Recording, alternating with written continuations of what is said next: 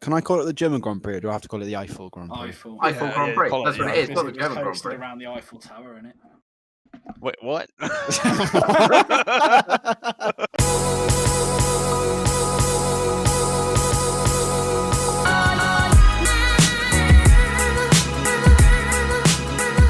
Hello everyone and welcome back to the Grid Watchers podcast, episode 2 of the revival of the podcast. This weekend, of course, it was the Eiffel Grand Prix at the Nürburgring. I'm joined once again by Alex, Rickson and Ken. How are we all doing? Everyone had a good week? Well, not all at once. Oh, okay. Right, good point. Yeah, Ken, how was your week? Not so bad. Not so bad. Just glad it was race week again on an unfamiliar track. Well, unfamiliar for Formula One. So yeah, it was good. Good. Alex? It's not been too bad. I've been kind of excited to have the Nürburgring back, so I've been looking forward to that all week, and it's not been too bad here. I'm not in lockdown, so it's all been good. And Rickson? Same old, isn't it? Working hard for another race weekend. So yeah, it's been good, mate. Good. I didn't have the best week, I'll be honest with you boys. Funny enough, it's quite a funny story actually.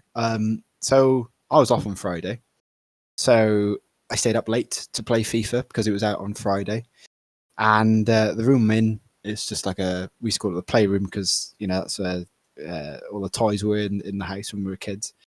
Mum comes in about 10 o'clock saying, "Oh, good night, Oliver." Yeah, night, Mum. And then I try and leave.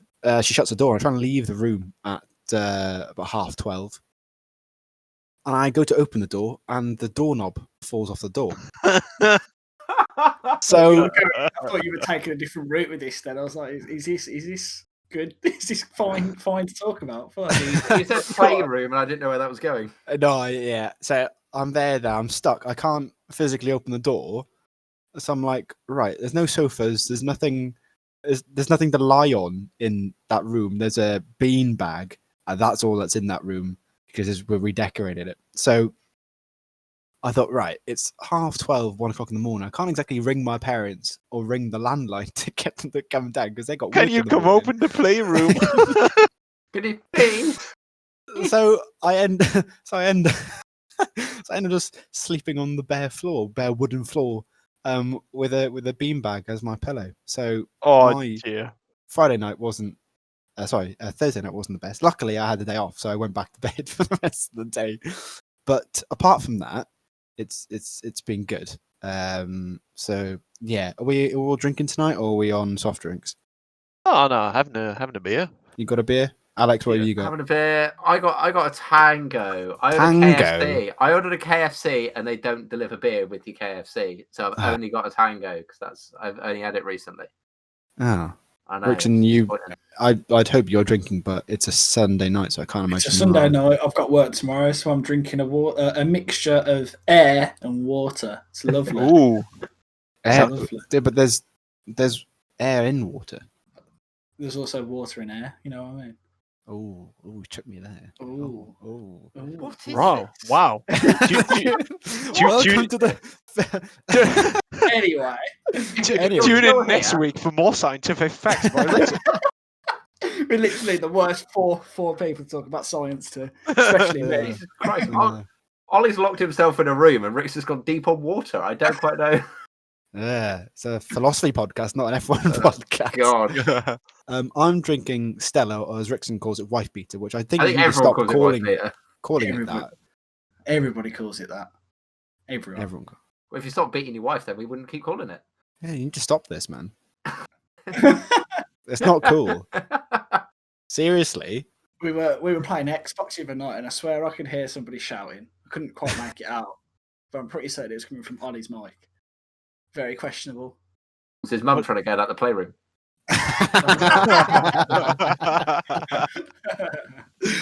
Oh dear. Anyway, let's get on to the F1.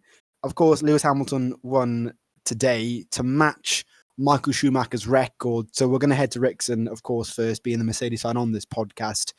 He's finally done it, 91. It's very likely he will break that record. That's, I think anyone knows, but it was a nice occasion. You got that helmet from Mick Schumacher as well.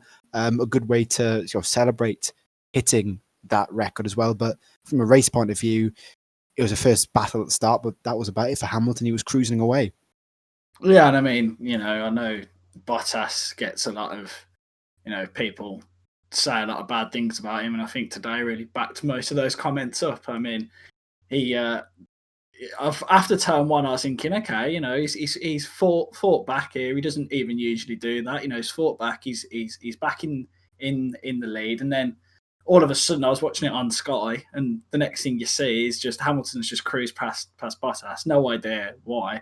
I was thinking, he's clearly made a great move, and we've just missed it. Then they go back, and he's just locked up his tyres all the way into turn one. I know it is like the downhill tight right-hander, but even then, you're racing for. I think I said the same thing last week. He's racing for the best team.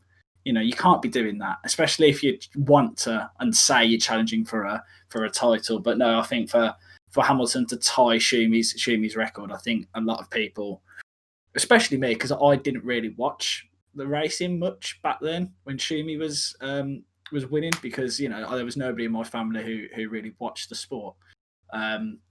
So I think in the first place, anyway, I just took it for granted, because all I've known really is Lewis winning or Vettel winning, right? So I think it, after looking into it a bit and seeing what Schumi did, it's sends a message really, I think, to other young Brits, like Norris and George Russell, to say, like it is possible to go out and become essentially the GOAT. One more win, and then there's nobody can say otherwise. He is the GOAT. He's won the most races ever, most poles ever, most podium. Like when every single record is broken, when it's said and done, you cannot say that he's not the best to ever drive a car. And I think what he did today, even in terms of just managing the gap, it's not an easy thing to do that. Max is a very good driver, and he's going to put the pressure on in a few years. But when you put the world's best driver in the world's best car, I don't think can't see anybody beating him until he's old and in a wheelchair and wrinkly. It's going to be very difficult for anybody to get near him for at least 3-4 years.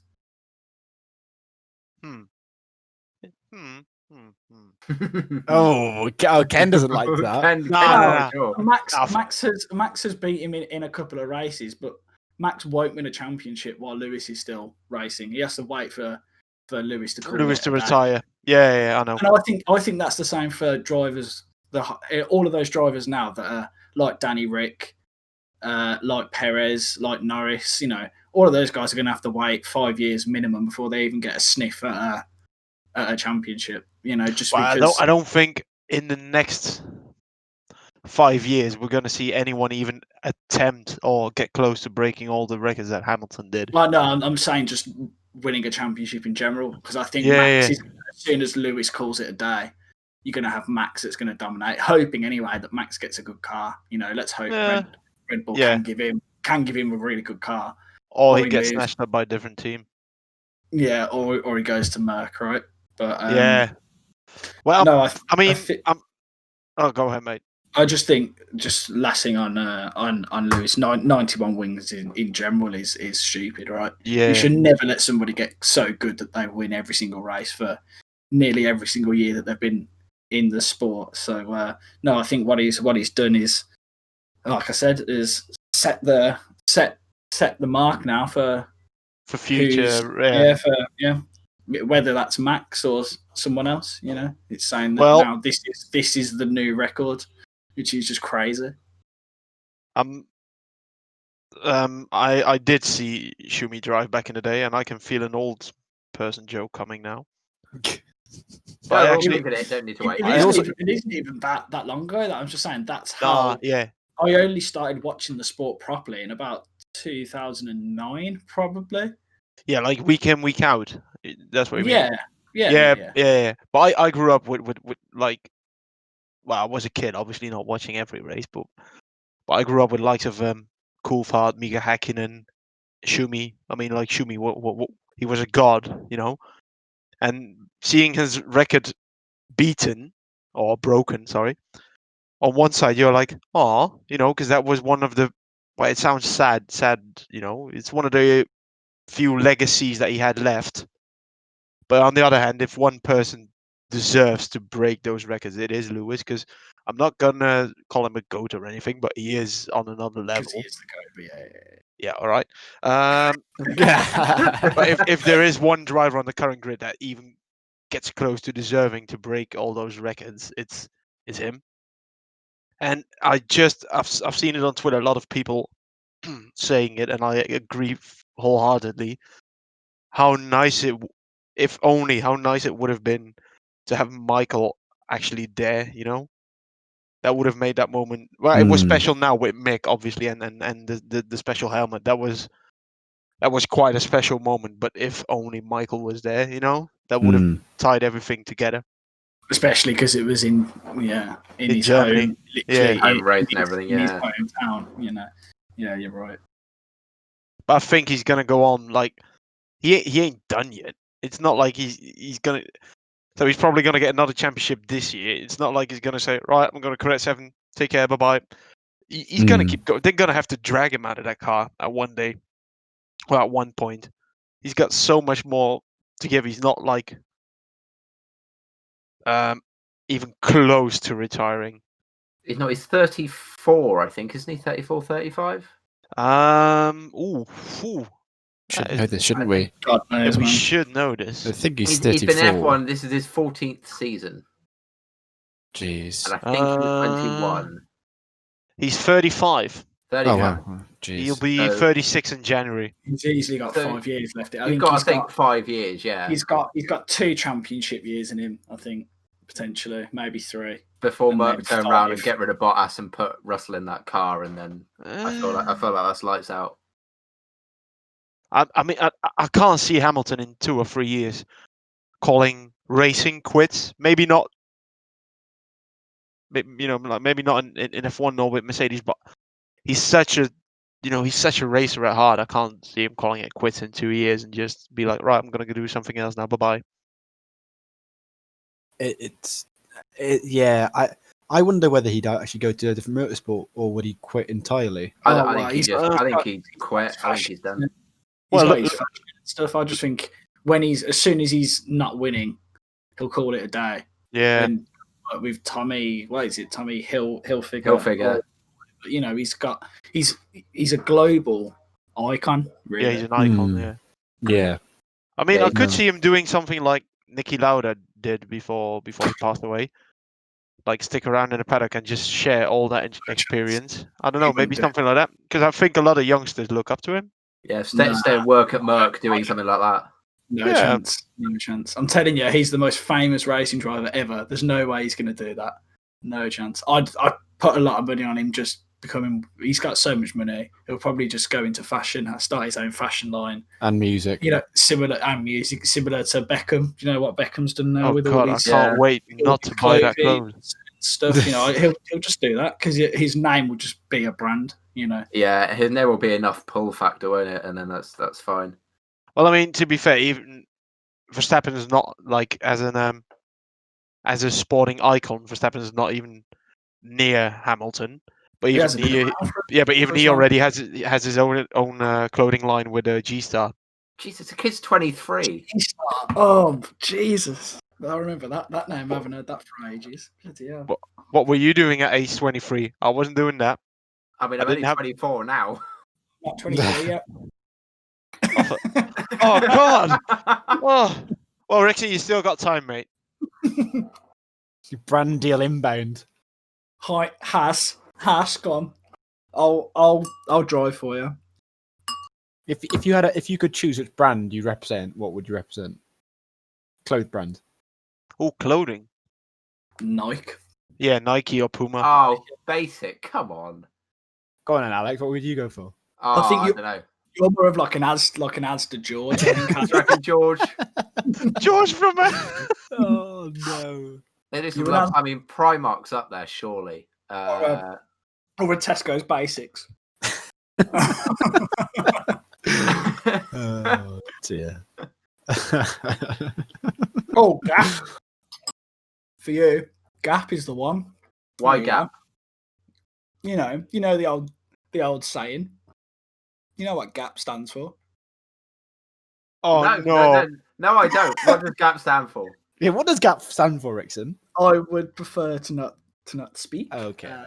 If I speak, I'm in big trouble. Oh, anyway, back to F1. It was as well Renault's first podium in a long time, and Ricciardo's first podium as well. He didn't do a shoey, I don't think. I didn't see the podium. I don't think he did.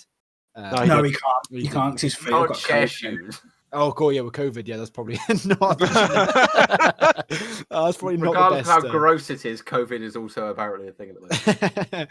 Yeah, but it was good to see. I mean, realistically, if Bottas hadn't retired, then he wouldn't have got that podium. But regardless, it's good to see him back on the podium. And what I love, as well, is the fact that there was a bet between Cyril Abiteboul, the team principal, and Ricciardo. And because he got a podium this year, he now Abiteboul has to get a tattoo of Ricciardo's choosing on his body. So I love to see I hope it's like a badger or something. Well, he said it would from be German themed. Oh, did he? Yeah, because they did get the win at the Eiffel the podium at the Eiffel Grand Prix. He Mhm. wanted it to represent, himself, but Mhm. also something with the team and German. And he said it's Okay. something that's quite how do you say it? That's quite known in the German culture. So I was thinking Lederhosen beer bratwurst, something like that. There's no way he would get a tattoo of a massive sausage, bro. Come on. Mate, don't know, it's not Abiteboul a choice. is a massive sausage. He's not wrong. Abiteboul is a massive French sausage. Ooh. I Oh, mean, it's I am really pleased for Ricciardo though. It was. No, definitely. He's up to 4th in the championship now. It's Formula 1.5 is exciting. People sleep on him though because the fact that he's 4th. Where's Ocon? He's definitely not 5th, right? So Ocon, I'll tell you now, 12th. is 12th.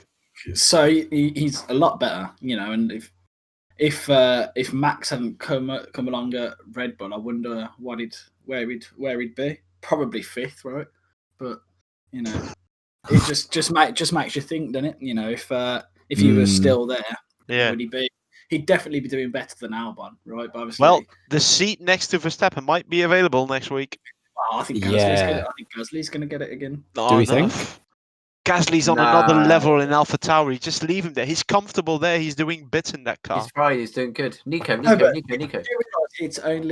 it's the cheap option to just take somebody from AlphaTauri. There's no way they're going to get Checo. Hulk.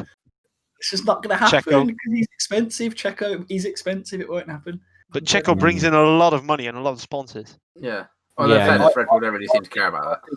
Checo he won't be racing next year. I think it's about getting these cheap F2 drivers these days, isn't it? So I think they'll end up doing that. But for Haas anyway, I think that's what Haas will end up doing. Well, there was a rumor going around before the start of the Grand Prix. It has not yet been confirmed. I think it came from a French channel.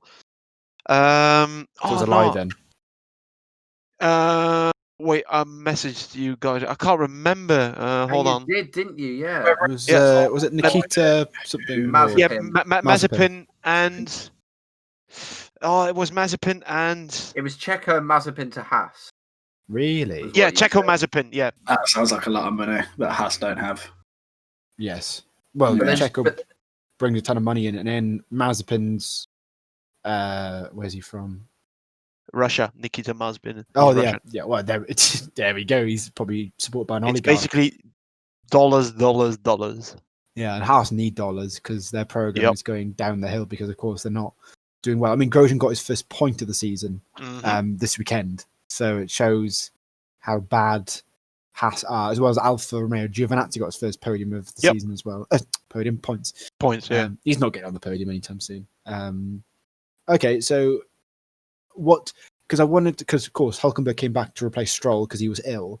Does Hulk have any chance of getting a seat next season? Surely. Definitely. He has to.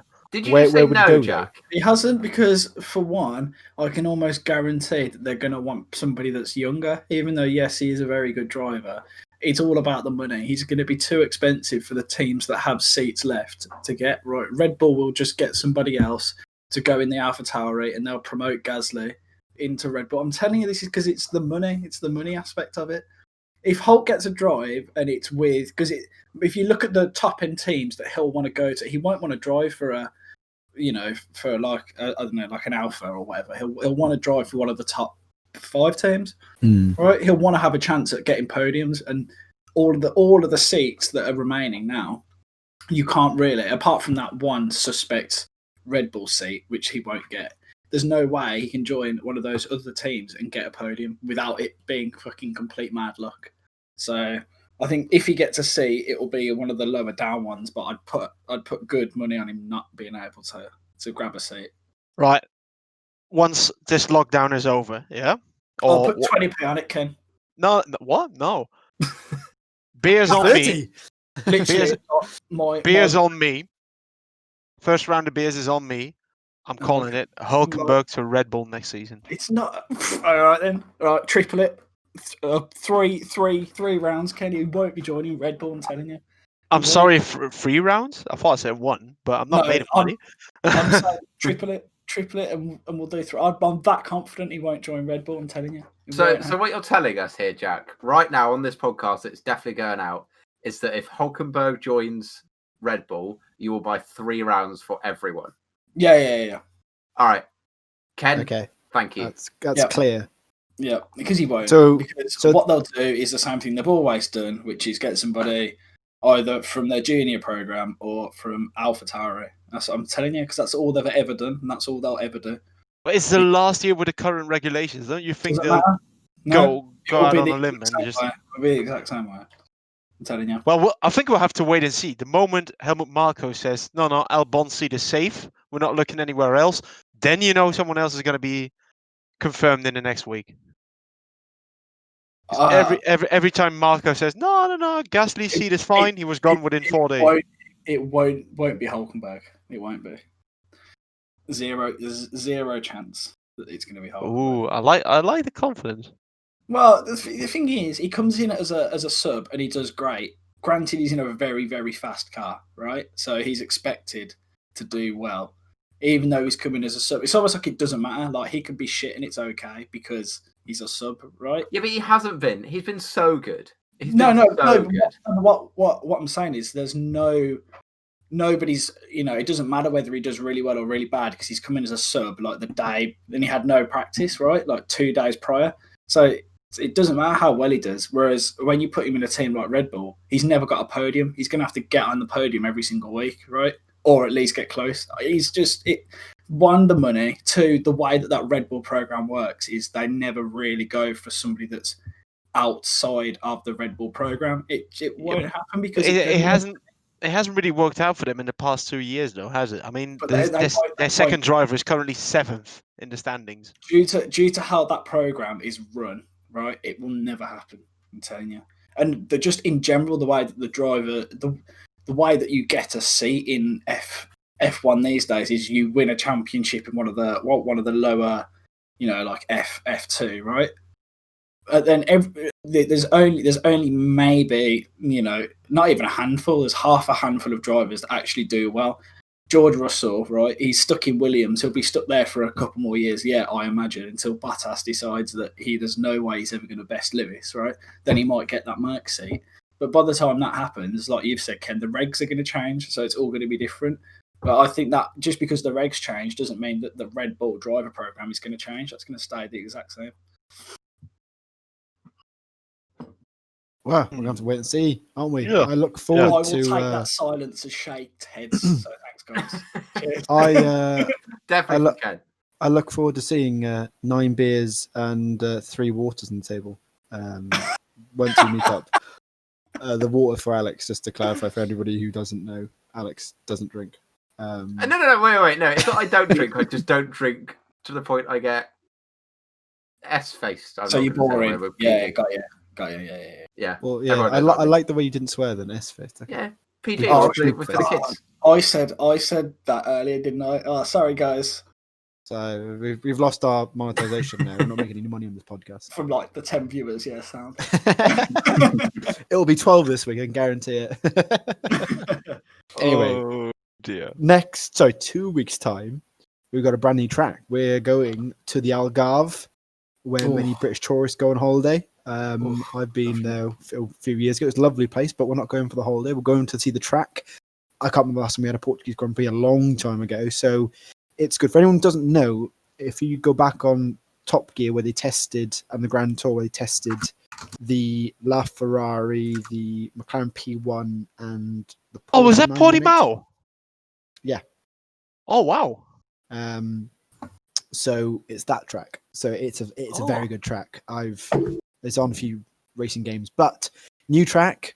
I hopefully is another good Grand Prix, but we're gonna have to wait and see. I mean, the new Grand Prix you had on this year, we had Mugello, and that was, I don't know whether that was good for the right reasons or the wrong reasons, but it was nice to have it's nice to have something different on the circuit for this year at least.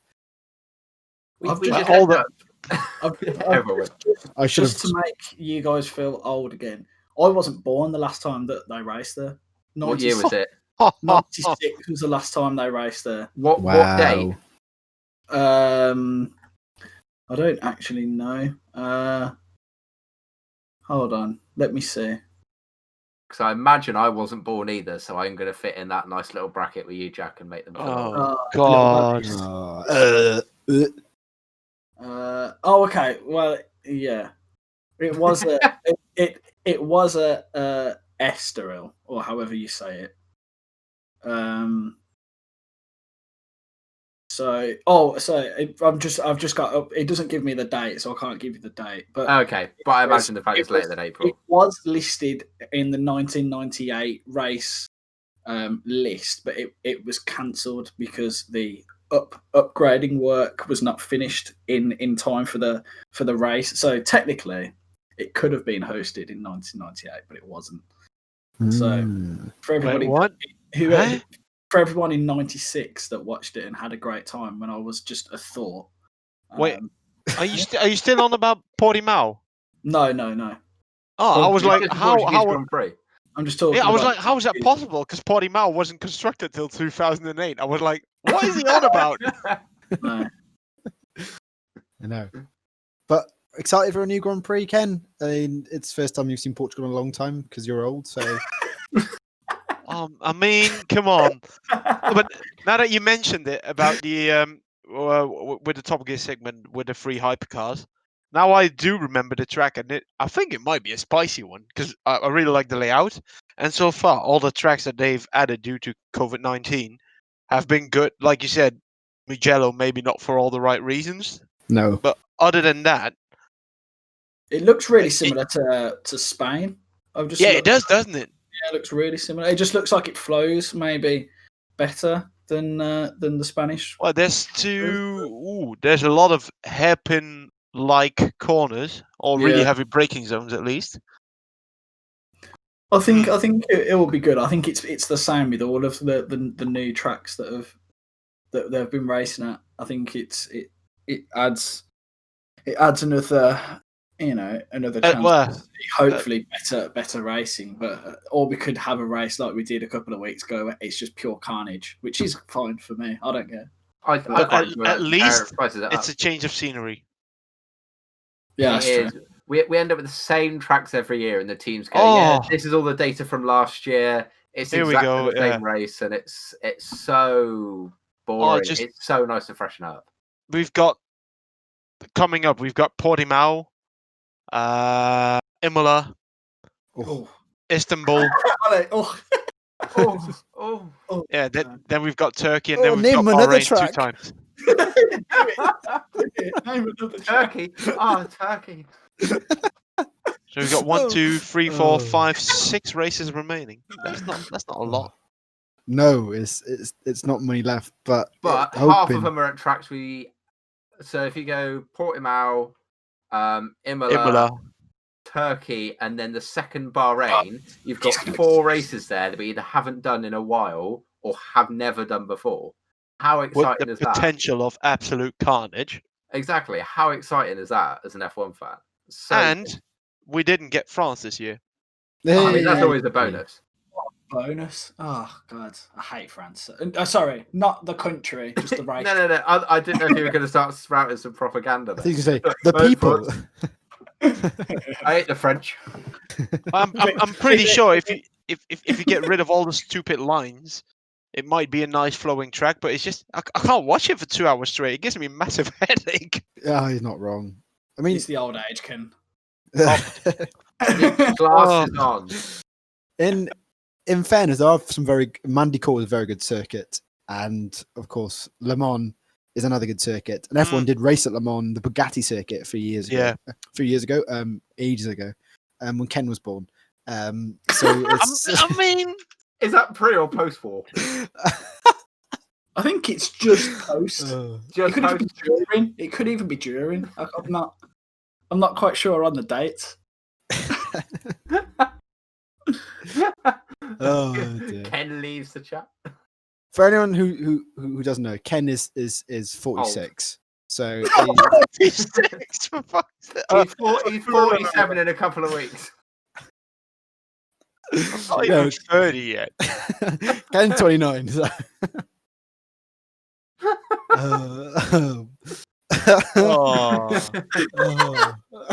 You know, Ken is so upset.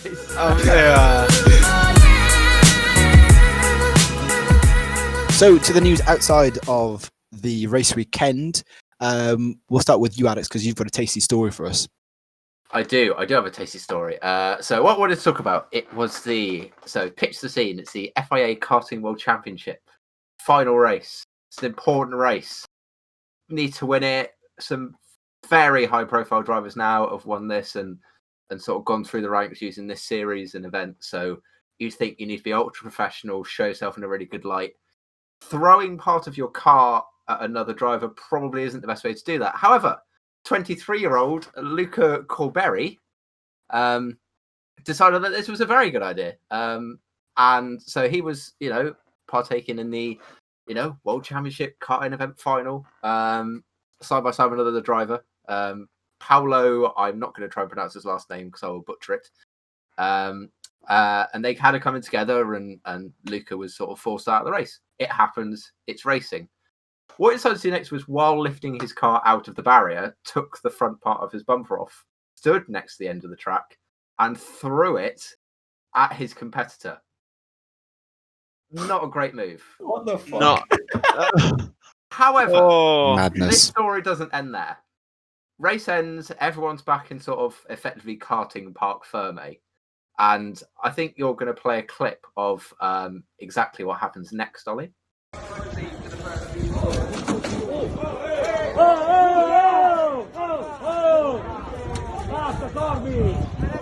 So, as you might be able to hear in that clip, or if you're sort of unaware, I haven't seen it before, that is a kerfuffle in Parc Ferme where Luca, and there is no other way of describing this, pile drives his component into a fence, gets pulled apart, and then his dad, who owns the karting track, then runs in and pile drives him again. Madness. Oh, Jesus. Pile drive. Like, it's unbelievable. You can't think it's real. It must be out of something like a sketch of like how bad something can go, and then they push it to something ridiculous. It's one of those where you just go, this has gone too far, I'll switch it off. Genuinely real. And there's been like people like Jensen Button and like a few others have come out and just gone, this is you can't come back from this. And as it turns out, Luca is not coming back from this and has officially retired from karting. Oh, has he actually? He's officially retired from ever doing another race again. And he will be missed. Man. I was going to say I want to get your guys' thoughts, but I feel like while telling the story, I've got your guys' thoughts on this. Awful. I mean, yeah, awful, right? But also fair play for being different, right? Like different. No, because it's me, right? I saw it on Twitter. I've never watched a karting race in my life, right? and I might have like flicked it on and watched it for 2 seconds, right? That's the first time I've ever gone back and watched, because I watched the crash and then I watched what happened afterwards. I was like, this is brilliant. This is like a soap. I'm all for staged karting fights. I'm like, this is brilliant stuff. But then obviously when you think about it, you're like, that poor lad that got battered is just, it's one of those things, like you said, like it just happens and you can't really, it's just something that happens in racing. But yeah, I think. Well, no, I'm talking like crashing, like the actual. I thought you were on about throwing bits of bodywork. And you're like, it happened. No. I'm sorry. Vettel picking up his front wing and Russia and then just throwing it at something.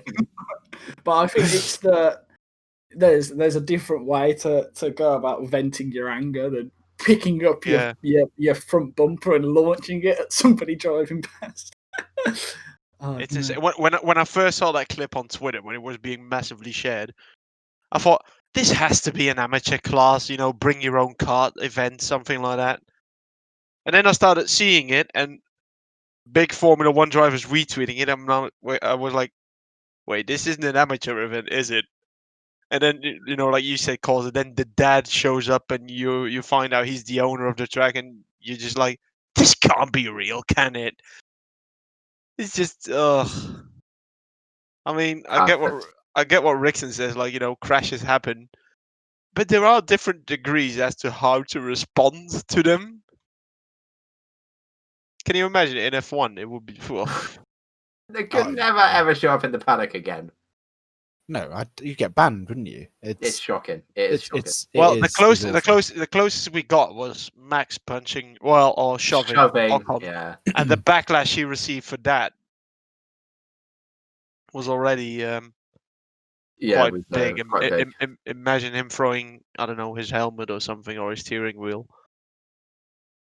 The thing is, it's with karts, it's you throw a front wing, it's plastic. You do that in F1, you throw a helmet at another driver while they're driving, and they're going just stupid speed. I know I don't endorse them throwing it, because it's a lightweight object, but driving in F1 speeds and you throw anything at an F1 driver. Throw a front wing at someone's car. Well, we saw. Oh dear. Yeah. I mean, you look at Massa in Hungary when he got his injury. That was tiny spring, wasn't it? Yeah. Was it kilogram? And that just took him out completely. He was out for a year, wasn't he? So it's crazy. And I'm glad he can't race anymore. Well, he's decided to retire because it's awful. Well, if he wouldn't have retired himself, he should have been banned. Yes. Yeah, he kind of had to. Had no choice. Yeah, he did. But madness. But if you want to see that clip, we've got, if you're watching on YouTube, or head over to our YouTube channel, Grid Watchers Podcast. I'll make a playlist so you can see any clips we mention in our podcast to the playlist section. So I'll go ahead and over to that section if you want to see the clip. But my story this week is the news that Rio de Janeiro is having, or is taking over Interlagos from 2021, which of course isn't good because, well, A, Interlagos is a fantastic circuit and something good happens every year. But B, you've got the amount of deforestation to create this circuit and the environmental impact is horrific. How the Brazilian government is allowing this to happen, well, it's a very corrupt government in the first place, but it's being pushed ahead, £200 million project, and it's horrific. And I think you've both have seen the track layout, but it's nothing to boast about, I'll be honest. It feels so unnecessary. Yeah. Like, I think we could all agree on that. But what slightly concerns me is that, so this has been quite public. There's been a lot of it going around, but I've not seen a single F1 driver go, I'm not going to race here. This is stupid. Why are we doing this? Why are we allowed it to happen? We will, we'll never race here. I won't go. I won't attend. I've not seen a single driver do that. No. And it doesn't matter if they race there. It doesn't matter if somebody will race there. No, it doesn't matter if the F1 don't. Even though there's loads of money in F1, biggest motorsport in the world, whatever. People will still even though it is shit, like they shouldn't do it. What I'm saying is, from the perspective of the drivers or the teams or whatever, the government will just go, all right, fine, we'll get somebody else. They'll cut down a load of trees. They'll build a track there. They'll make their money back at some point. It's a ridiculous project. that I'd be very surprised if it fully goes ahead, right? Which I imagine it will, given what you said, Al. I imagine it will, but it's another one of these forced, like, obviously every track is like man-made, but when it's forced to be a certain way, and it's all flat, kind of like Russia, you're like, it's a shit track because it's flat. It's got nothing to it. It's got no decent scenery. Right, the Russian Grand Prix obviously has got scenery, but it's not. You shouldn't build a track there. It's pointless, and I feel like that's what a lot of the modern tracks are taking now. They're all going to look the exact same. They're all going to drive the exact same, which is shit. But I mean, if they were putting it in Rio and it was a street circuit, like that would be pretty good. But the fact that they're cutting down trees and forcing to build a track that will probably be naff, pointless. That's the trouble. And from what I see in the articles I've read, MotoGP have already agreed to go there next year. So that's not good. And what I also found out, because of course Russia is built around the Olympic Park for the Winter Olympics in 2018. And I thought, okay, why don't they do the same thing with Rio? And then I found out, I don't know if you guys remember watching the opening ceremony to the Rio Olympics in 2016. They all planted seeds, didn't they, into like a tree unit, and that was going to help make it a carbon negative Olympics. And I found out those seeds that they planted are sitting there in a warehouse doing nothing. They haven't even planted those trees at all.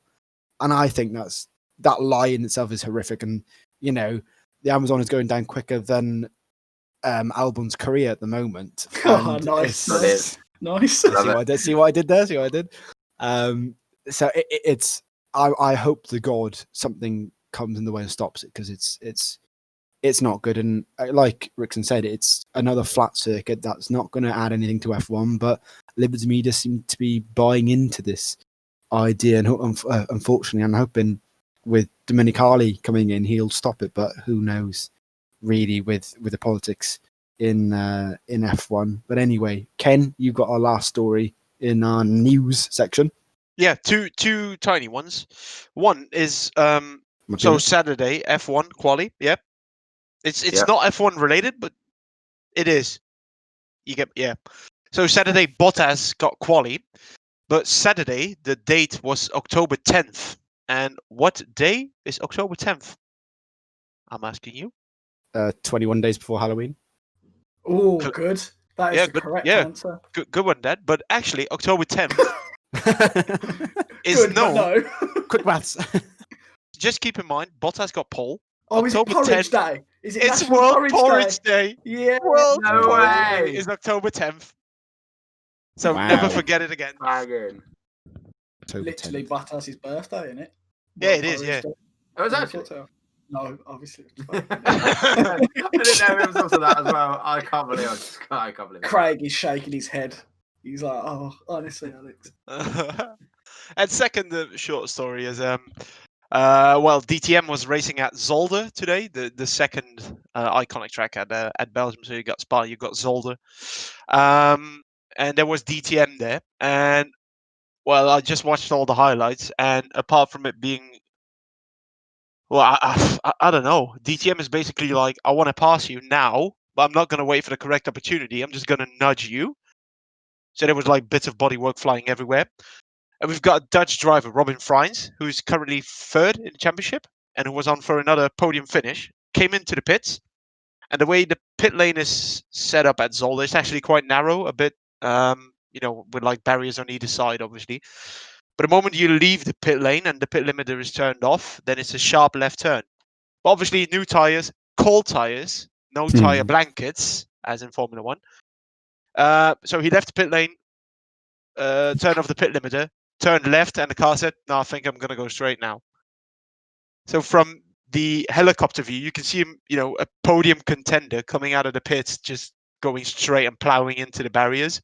Oh, no. And that was it. That was it. The end of the race. Then the car started smoking because it was quite a big hit, actually. I mean, seeing it he only came just out of the pit lane, so he wasn't doing 150 miles an hour. But still, and then on the onboard, you can see him full lock to the left, and the car's just like, nah. Nah, I don't fancy it. What was it? Was it raining or was it dry? No, it was just dry, ice, right. cold tires. You know, Project Cars. Yeah. Remember the game? Yeah. Trying to drive on cold tires. Oh yeah. No. It was Oh, exactly God. that. Exactly that. The car just Yeah. didn't want to turn at all.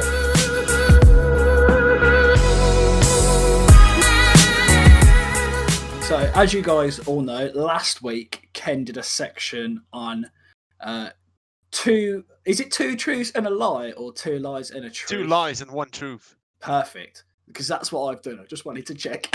So obviously, if you listened in last week, you know that Ken did a section where it was 1 truth and 2 lies. Today it is my turn, and I've kept mine less personal because I know Ken included that one about going to watch a Grand Prix. So mine are strictly on racing. So we'll start with the first one. So obviously, as you guys know, the race was at the Nürburgring this weekend, and the first truth/lie is the record number of cars there has ever been on the Nürburgring on a race day is 224 at once. Are we talking Nordschleife or just the Grand Prix? We're talking the Nordschleife, so the full on, track. yeah. The But full still, track. 224 cars. So It's a that big is track. potential fact number 1. Okay. Cool. So potential fact number 2, we're going to go back to F1. So since it was started in 2014, only one driver has ever had enough penalty points to get a race ban. That is fact number 2. So there's only been one driver that's ever been given enough penalty points to earn a race ban. So that one is very niche. But is it a truth or a lie? That is the question.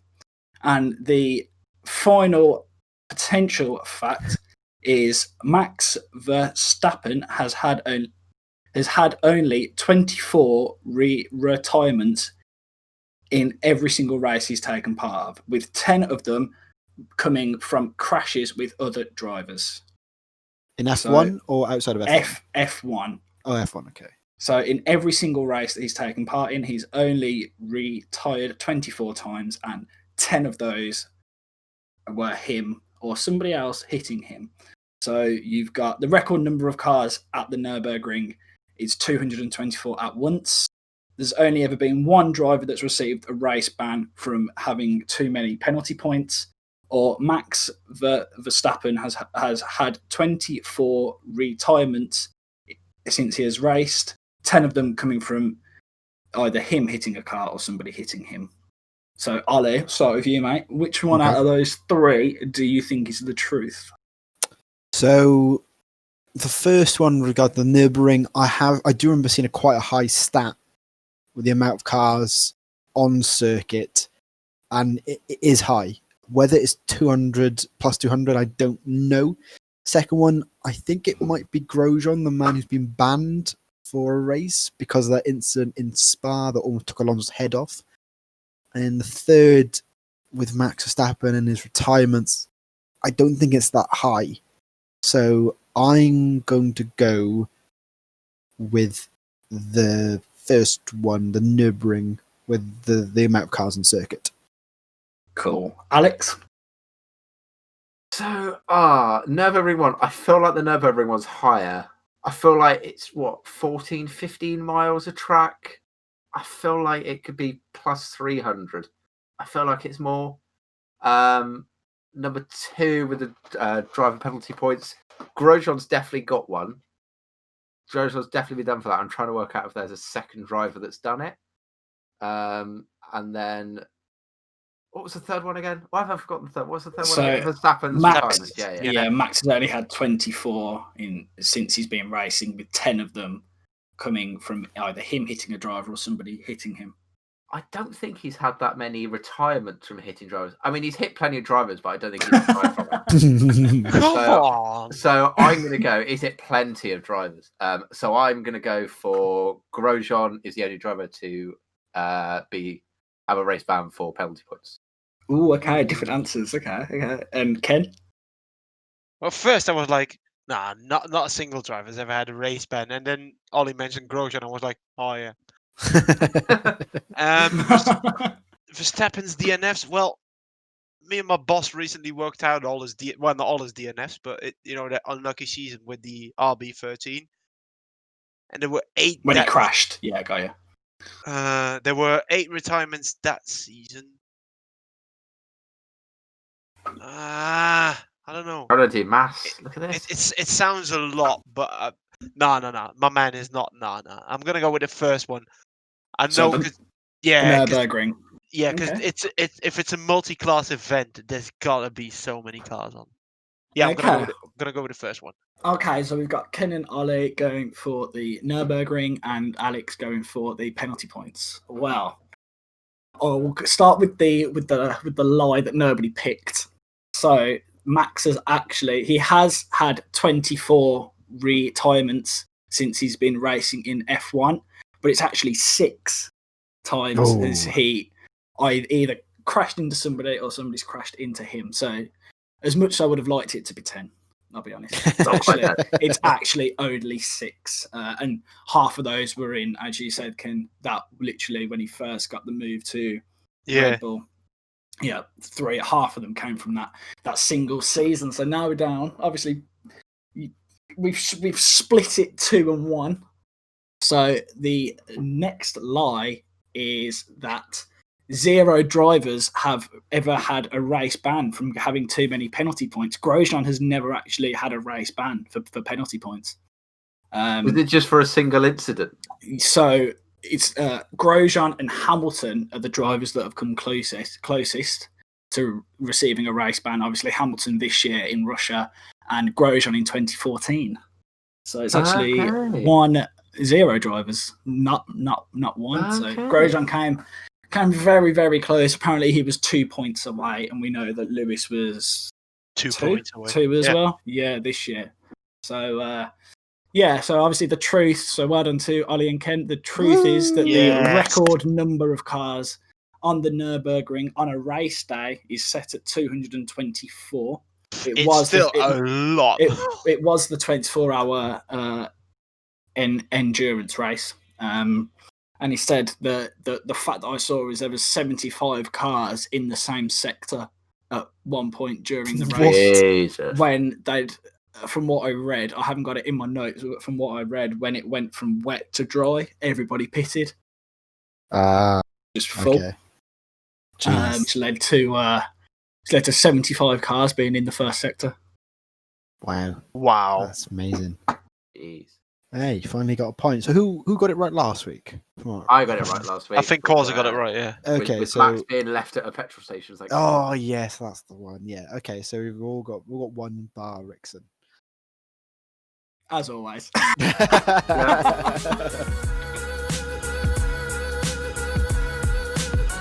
So for our final section, it is what to watch on TV/Netflix/Amazon. And this week it was my choice, and I chose Drive to Survive on Netflix, which is a documentary that's had 2 seasons on Netflix, where it follows the behind the scenes of the Formula One circus the last 2 years, and I believe it's going to have a 3rd season, but it's so good. It's so detailed. It does get a lot of stick from F1 fans being it dramatizes F1 a little bit too much, but it's a fantastic series, and it's great for fans to really see what happens in F1, and I think we all highly recommend it, don't we? Way of looking at F1 and the drivers and how the teams interact with each other, and it really gives a different side to F1. I've really enjoyed watching, definitely the first season, because obviously it was completely new, and it was just like, oh my god, this is actually what F1 is like, all behind the scenes and everything. And then season 2 was just as good, showing all the different details, and they really go into how different events happen. So like Ricciardo moving from Red Bull to Renault, and all the Red Bull drivers moving, like with Albon and Gasly. It gives some really good detail in that, and it's so good to see how it is from the drivers and sort of team personnel point of views. And to be fair, I can speak firsthand for a lot of my mates that have never watched the race before, watched that, and then they've started watching the Grand Prix, like Oh, really? I do. Yeah, so I've got Okay. a couple of my local mates anyway. They say they watch it every week. They were really looking forward to the Grand Prix until they watched the one the whole way through. Now they're like, oh, it's a little bit shit. I'm like, yeah, you know. It gets better. It gets better. Ken? Yeah, well, I think season 3 is going to be spicy. Different for sure. But yeah, well, I mean, I at first I was a bit, like, this isn't really what happened, is it? You know, it's all a bit dramatized and Yes. Americanized. But then I was like, you know, if it pulls new people to the sport, then I'm like, you know, who am I to complain? As long as they don't take over F1 Twitter, which they are currently doing. But it's, you know, it's cool. I mean, it's fun to watch when you're just sitting back having a drink or something. But if you are already a long-time Formula One fan, it's nice to see behind the scenes, but don't get caught up or don't get hung up on the little technical mistakes like putting V8 or V10 sounds under a V6 hybrid. You know, it's little things like that. But I mean, it's awesome that Netflix puts a lot of production and money in providing a series on Formula One. That's actually really cool. The one last thing that we forgot to mention, we actually charted, which is nice to see. We came 197th out of 225 podcasts. So well done, clap for us. Let's go, boys. We're getting somewhere. We're basically famous. Yeah, signing autographs in no time. But thank you to those who have listened to it so far. I know we haven't got many, but we do appreciate any views we do get because this is a bit of a revival from us and it's all brand new again to us. So hopefully you'll join us on this journey. But thank you again for listening to the podcast. We'll be back maybe midweek, depending on how many stories come out with some of the drivers. We might come back for a midweek podcast. But if not, we will see you in 2 weeks for the post-Algarve F1 race. But you haven't yet, please subscribe to us on YouTube, Spotify, Apple Podcasts, and Podomatic. And if you haven't followed us, if you're on Twitter, give us a follow at GridWatchersPod. Thank you guys for joining me once again. It's been another fantastic episode, and we'll see you very soon.